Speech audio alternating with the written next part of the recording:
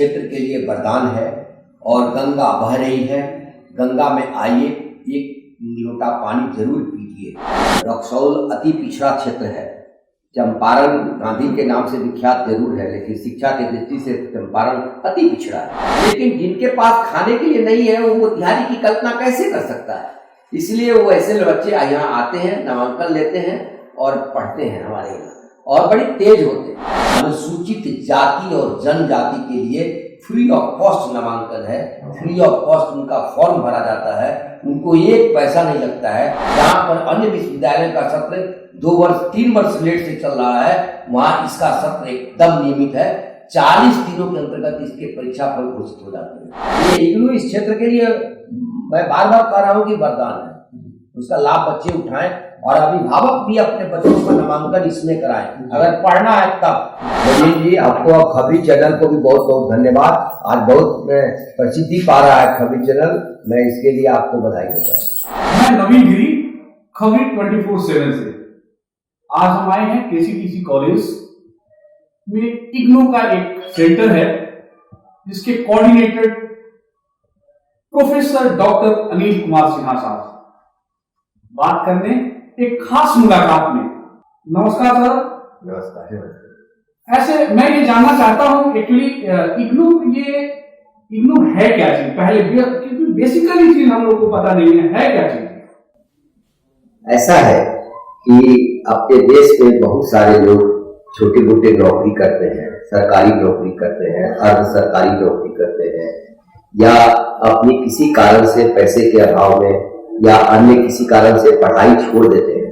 वैसे लोगों को उच्च शिक्षा देने के लिए, वैसे लोगों की शिक्षा को प्रारंभ करने के लिए, जारी रखने के लिए इग्नू ऐसा माध्यम है जो ऐसे लोगों को अवसर प्रदान करता है।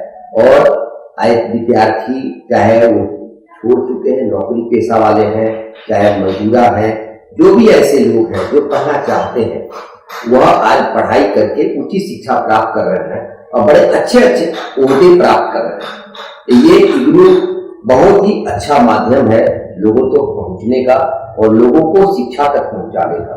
उन्हें किताबें घर पर प्राप्त हो जाती हैं, किताबों को घर पर पढ़ते हैं और गुणात्मक शिक्षा देने का काम इग्नू करती है। ये इग्नू जो है किस तरह का है? शाम की टाइम में पढ़ाई का है या कुछ पार्ट टाइम में पढ़ाई होता है? ऐसा भी है, हम लोग क्लास का आयोजन करते हैं और पार्ट टाइम सप्ताह में 2 बार 3 बार ऐसे करके ऑफ टाइम में, क्योंकि ऐसे लोगों के लिए ही है जो डे स्कॉलर नहीं है, जो प्रतिदिन कॉलेज नहीं आ सकते हैं, और ऐसे लोग ही आते हैं पढ़ने के लिए। तो उनको असिस्ट करने के लिए हम क्लासेस की व्यवस्था करते हैं और आते हैं बच्चे, वो पढ़ते हैं और जाते हैं। लेकिन उनको कम मौका मिलता है, सप्ताह में 2 दिन 1 दिन ऐसे करके हम अवसर प्रदान करते हैं। तो इसके फॉर्म्स वगैरह कब निकलते हैं, ये कैसे पता चलेगा? ये साल में 2 बार परीक्षाएं होती हैं, दिसंबर में और जून में, और उसी वक्त जुलाई सेशन के लिए नामांकन प्रारंभ होता है। और फिर जुलाई सेशन के लिए जिनका नामांकन प्रारंभ होगा उनको अगले साल जून में एग्जामिनेशन देना होगा। और फिर जो दिसंबर के लिए जनवरी सेशन के लिए जिनका नामांकन होगा उनकी परीक्षा दिसंबर में होती है। तो साल में 2 बार परीक्षा होती है और 2 बार नामांकन लेने का अवसर प्रदान किया जाता है।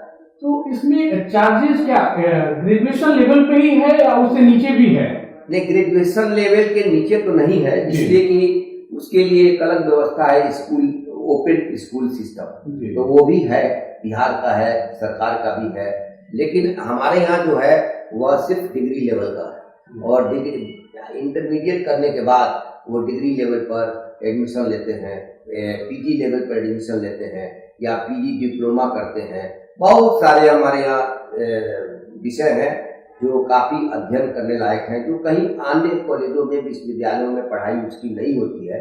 ऐसी पढ़ाई हमारे यहाँ सर्टिफिकेट 6 महीने का प्रोग्राम है, उसको 6 महीने के अंदर पढ़ करके आप कोई बढ़ईगिरी करता है, अब कोई लोहारगिरी करता है, और उसको तो कोई प्रमाण पत्र देता नहीं और उसको कोई मिलता नहीं। लेकिन अगर वो पढ़ाई कर रहा है, इंटर पास है, और ऐसे करके उसको अवसर प्रदान किया जाता है, उसको 6 महीने के लिए कोर्स हम देते हैं, किताब देते हैं, पढ़ करके वो हमारे यहाँ क्लास करके अगर वो परीक्षा पास कर जाता है तो उसको अच्छी नौकरी मिलती है। और ये जो है क्या सब्जेक्ट वाइज जो देखा जाए, जैसे अगर ग्रेजुएशन हुआ आर्ट्स, कॉमर्स, साइंस, इस तरह से है कुछ? जी है, साइंस में भी है, कॉमर्स में भी है और आर्ट्स में भी है। तो आर्ट्स में भी सभी विषयों की पढ़ाई होती है और साइंस में भी कुछ एक विषयों की पढ़ाई होती है, लेकिन वो सेंटर मेरे यहाँ नहीं है। जहाँ पर उसको प्रैक्टिकल की सुविधा उपलब्ध है जिन कॉलेजों में, जिन सेंटरों पर, वहाँ पर वो बीएससी है और बीसीए की भी पढ़ाई होती है, बीएड की भी पढ़ाई होती है, ये सब की पढ़ाई होती है। तो जहाँ जहाँ उसकी सुविधा है वहाँ। इस सेशन में बच्चे किस हिसाब के बच्चे हैं आपके पास? देखिए हमारे यहाँ तो मैं तो बड़ा सौभाग्यशाली हूँ कि हमारे बच्चे बड़े अच्छे हैं और रक्सौल अति पिछड़ा क्षेत्र है। चंपारण गांधी के नाम से विख्यात जरूर है, लेकिन शिक्षा की दृष्टि से चंपारण अति पिछड़ा है। ऐसे कैसे कह सकते हैं? इसलिए ऐसा कह सकता हूँ कि आज भी आप देखेंगे हमारे कॉलेज में पढ़ने आने वाले विद्यार्थियों की पर नजर आप दौड़ाएंगे तो देखेंगे कि खेतिहर बच्चे आते हैं, उनके बदन पर ठीक से कपड़े नहीं होते हैं, उनके पैरों में ठीक से चप्पल नहीं होते हैं, उनके हाथ में एंड्रॉयड मोबाइल नहीं होता है। ये देख करके ही आप पता कर सकते हैं कि उन बच्चों की आर्थिक स्थिति क्या है। और जिनकी आर्थिक स्थिति अच्छी है वो कोटा चले जाते हैं, वो दिल्ली चले जाते हैं, वो पटना चले जाते हैं, लेकिन जिनके पास खाने के लिए नहीं है वो मोतिहारी की कल्पना कैसे कर सकता है। इसलिए वो ऐसे बच्चे यहाँ आते हैं, नामांकन लेते हैं और पढ़ते हैं हमारे यहाँ और बड़ी तेज होते हैं। मैं तो देखता हूँ कि कई बच्चे और यहाँ कंपटीशन की दृष्टि से पढ़ाई करके बहुत अच्छे अच्छे ओहदे प्राप्त कर चुके हैं, सरकारी स्तर पर, गैर सरकारी स्तर पर। तो मैं तो कहूँगा ही कि हमारी यहाँ अच्छी पढ़ाई होती है। ये यहाँ पे सेंटर कब से स्टार्ट हुआ है? कुछ 2016 से यहाँ स्टार्ट हुआ है, लेकिन सेंटर बीच में हट गया था और कुछ कारणों से, लेकिन पिछले 2019 से सेंटर पुनः दिसंबर से इसको रखा गया है। इस बार तो सेंटर रहने वाला भी नहीं था, इसलिए कि कोरोना महामारी के चलते हमारा सेंटर भी बंद था और हम लोगों को आदेश था कि अपने बचाव करने के बाद ही आप कुछ कर सकते हैं। तो असाइनमेंट जो जमा होता है ऑफलाइन, उसे ऑनलाइन करा दिया गया और जमा कराया गया। लेकिन हम लोगों ने सोचा कि अगर रक्सौल जैसे जगह पर अगर परीक्षा नहीं होती है तो बच्चों को मोतिहारी जाना पड़ेगा, बेतिया जाना पड़ेगा, दूर जाना पड़ेगा और महिलाओं को काफ़ी कठिनाइयों का सामना करना पड़ता है, लड़कियों को करना पड़ता है। इसलिए हम लोगों ने सेंटर इस बार लिया है और परीक्षा हो रही है। ईश्वर से प्रार्थना है कि सबको ठीक ठाक रखे, बच्चे भी ठीक रहें, हम लोग भी ठीक रहें। इसमें एक चीज़ और बताइए हमको कि इसमें पैसे जो एडमिशन चार्जेस वगैरह जो लगते हैं, क्या वो उसमें बुक्स भी इंक्लूड हो जाते हैं? 2 प्रकार की व्यवस्था है। एक तो किताब आप एक्सक्लूड करके भी ले सकते हैं एडमिशन, मतलब किताब आप छोड़ भी सकते हैं जी। और किताब लेकर के किताब की व्यवस्था है कि किताब पुस्तकें आपके घर पर पहुंचा दी जाती है बाई पोस्ट जी। इसलिए आपको कहीं जाना नहीं पड़ता है और इतनी अच्छी किताबें हैं कि एक सामान्य व्यक्ति भी उन किताबों को पढ़ करके और उससे शिक्षा ले सकता है और आसानी से उसको ग्रहण कर सकता है। और कंपटीशन की दृष्टि से तो ये किताबें हमारे पास आते हैं लोग दूर दूर से मांगने के लिए कि हमको कुछ किताबें दे दीजिए, मैं यूपीएससी की तैयारी कर रहा हूँ, मैं यूपीएससी की तैयारी कर रहा हूँ। इतनी अच्छी किताबें, इसलिए क्वालिटी एजुकेशन के लिए इग्नू प्रसिद्ध है। इग्नू में ये पैसे का जो हम लोग एडमिशन लेते हैं, एडमिशन में कैसे है, क्या प्रोसीजर है, कितना चार्जेस लगता है? ये एडमिशन तो ऑनलाइन होता है और कहीं किसी के पास जाने की आवश्यकता नहीं है, आप सब स्वयं भी कर सकते हैं, किसी साइबर से भी करा सकते हैं।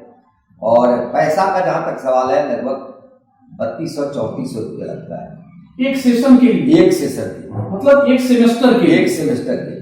और 6 महीने का नहीं, साल भर के लिए। अच्छा। और फिर दूसरे साल आप एडमिशन लेंगे तो फिर आपको उतना पैसा फिर देना पड़ेगा जी। और जो परीक्षा फॉर्म भराता है तो 150 रुपये पर पेपर फॉर्म भराता है जी मात्र।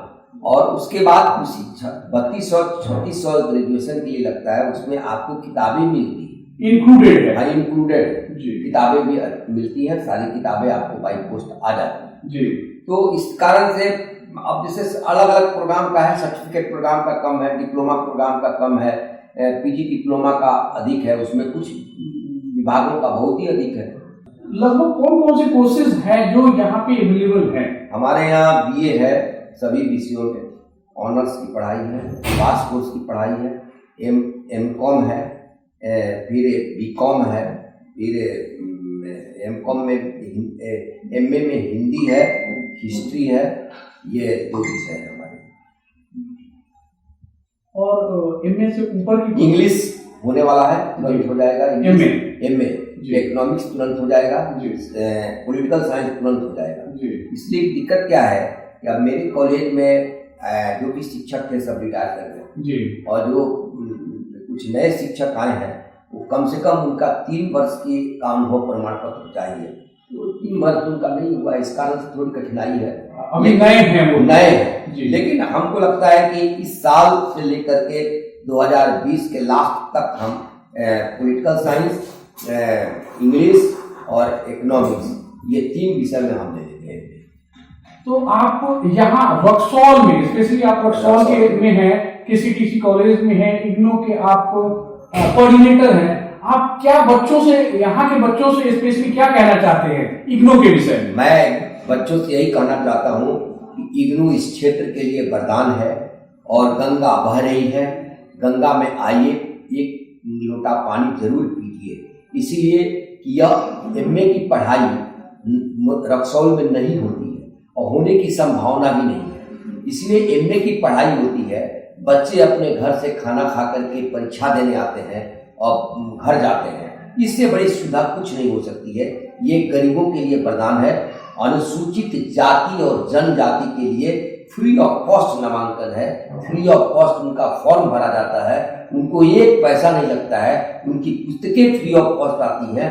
इसीलिए इससे बड़ी अधिक सुविधा क्या हो सकती है। इसीलिए मैं रक्सौल वासियों से, चंपारण वासियों से मैं आग्रह करता हूं कि अपने बच्चों का नामांकन इग्नू में कराएं। और सबसे बड़ी विशेषता है कि इग्नू का सत्र नियमित है।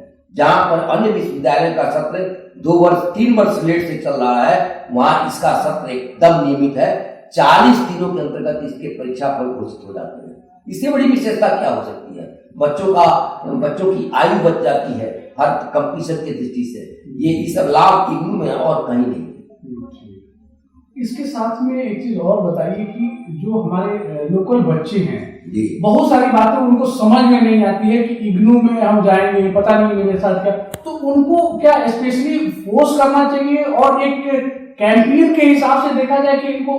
देखिए, एक चीज मैं आपको बता रहा हूँ कि पिछली बार 2019 में मैं 15 गाँव में गया था अनुसूचित जाति और जनजाति के बच्चों को बताने के लिए कि तुम इंटर कर लिए हो, बैठ गए हो, तुम्हारी शादी हो चुकी है, और चाहे वो महिला हो चाहे वो औरत हो, शादी हो चुकी है, तुम लोग एडमिशन ले लो मेरे यहाँ, 1 पैसा तुमको नहीं देना है। ऐसा प्रेरित करके मैं 15 गांव से बच्चों का सबसे अधिक एडमिशन कराया और पूरे इसे दरभंगा जो रीजनल केंद्र है मेरा, उसमें दूसरा स्थान मेरा रक्सौल का था हर जन SC और ST के लिए। इस बार जो ग्रेजुएशन में एडमिशन वाला हुआ, कितना बच्चों का हुआ? देखिए, असल में एडमिशन का लिस्ट हम लोग के पास आता है, लेकिन लिस्ट कब आता है? जब नामांकन बंद हो जाता है तब। इसलिए कि एडमिशन तो कई, जैसे अब कोई दिल्ली में बैठा हुआ एडमिशन ले रहा है रक्सौल में, कोई कहीं बैठा हुआ ऑनलाइन अपने मोबाइल से ले रहा है, कहीं एक साइबर है उसमें से ले रहा है, तो हमारे पास सूची कैसे आएगी? तो 2020 में की बात आप कर रहे हैं, 2019 में लगभग ग्रेजुएशन में आपके पास कितने? हमारे पास 1000 विद्यार्थी है, और मतलब सारे सब्जेक्ट्स में? हाँ, सारे सब्जेक्ट्स में 1000 विद्यार्थी, रिकॉर्ड। आज तक उसने एडमिशन नहीं हुए थे हमारे। बहुत बढ़िया। ये मुझे जहां तक लगता है किसी कॉलेज में भी उस हिसाब से बच्चे नहीं होंगे जितने बच्चे इग्नू के फील्ड में आए। यहाँ देखिए, यहाँ आए क्या कि बच्चे डरते हैं, अधिक पैसा लगता है और उनको ये समझ में नहीं आती है बात कि हमको मोतिहारी एग्जामिनेशन जाना पड़ता है 3 बार, और उनकी अगर गलती हो गई किसी चीज में तो उनको यूनिवर्सिटी 5 बार दौड़ना पड़ता है, और हमारे यहाँ कहीं दौड़ने की स्थिति नहीं है। हमारे यहाँ घर बैठे बैठे आपको सर्टिफिकेट आता है, घर बैठे बैठे मार्कशीट आता है। ये सुविधा कहाँ मिलेगी? कहीं नहीं है। बहुत बढ़िया। ये इग्नू इस क्षेत्र के लिए मैं बार बार कह रहा हूँ कि वरदान है, उसका लाभ बच्चे उठाएं और अभिभावक भी अपने बच्चों का नामांकन इसमें कराएं। अगर पढ़ना है तब, नहीं पढ़ना है, क्योंकि मैं किसी कॉलेज बिहार यूनिवर्सिटी का प्रोफेसर हूँ, इसलिए मैं कैसे कह सकता हूँ कि पढ़ाई नहीं होती है, लेकिन जो सच्चाई है उसका पूरा आप सभी का होगा। बच्चे नामांकन लेते हैं, एग्जामिनेशन देते हैं, फॉर्म भरने आते हैं, बस हो गया, उनकी पढ़ाई नहीं करती, वो पढ़ना नहीं चाहते। बहुत बहुत धन्यवाद। ये थे हमारे डॉक्टर अनिल कुमार सिन्हा साहब, जिन्होंने बहुत बेबाकी से इग्नू के विषय में सारे डिटेल्स दिए, जो आप हर बच्चों के लिए जानकारी के लिए जरूरी है, उनको आगे बढ़ने के लिए, उनको शिक्षा के क्षेत्र में अगर आगे करना है कुछ, अगर वो इंटर हैं, अगर उन्होंने 10+2 कर रखा है, वो चाहते हैं आगे की पढ़ाई भी कंप्लीट करें और एक अच्छे जगह जाए, अच्छे पोस्ट पे जाए, अच्छी जगह नौकरी करें, तो वो पार्ट टाइम इस काम को कर सकते हैं। बहुत बहुत धन्यवाद नवीन जी, आपको और खबरी चैनल को भी बहुत बहुत धन्यवाद। आज बहुत प्रसिद्धि पा रहा है खबरी चैनल, मैं इसके लिए आपको बधाई देता हूँ।